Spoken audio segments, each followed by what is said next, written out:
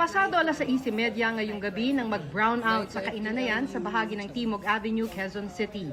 Sabi ng Meralco, nagpatupad sila ng manual load dropping o rotational power interruption sa ilang lugar bunsod ng red alert status na itinaas ng NGCP sa Luzon grid.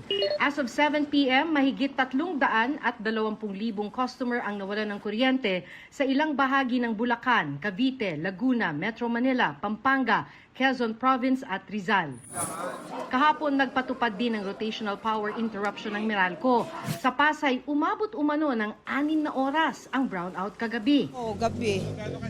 Hanggang 11 ata yun, mahirap kasi imbis magpahinga na, hindi kami makapagpahinga.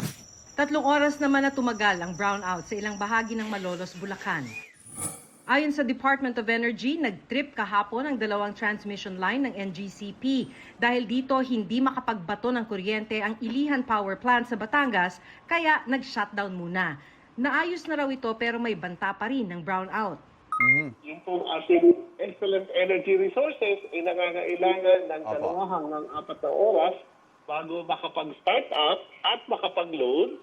May bigay po yung kanilang total capacity. Samantalang ang Ilihan Power Plant po ay nangangailangan ng halos 10 oras bago po makabalik sa serbisyo. Hindi rin nakaligtas sa brownout ang maraming lugar sa Visayas kagabi. Pumalya kasi ang 3 malalaking planta rito. Magkasabay na po na tumaas ang ating konsumo ng kuryente, yung pong ating demand dahil may kainitan po ang ating panahon. Pero hindi pa po nakabalik yung mga planta kung kaya patuloy po yung naging yellow and red alert po sa Visayas. Pinagsusumite ng Energy Regulatory Commission ang NGCP ng ulat sa mga pinagmula ng problema at mga ginagawang hakbang para bumalik sa normal ang sitwasyon. Maki Pulido, GMA News.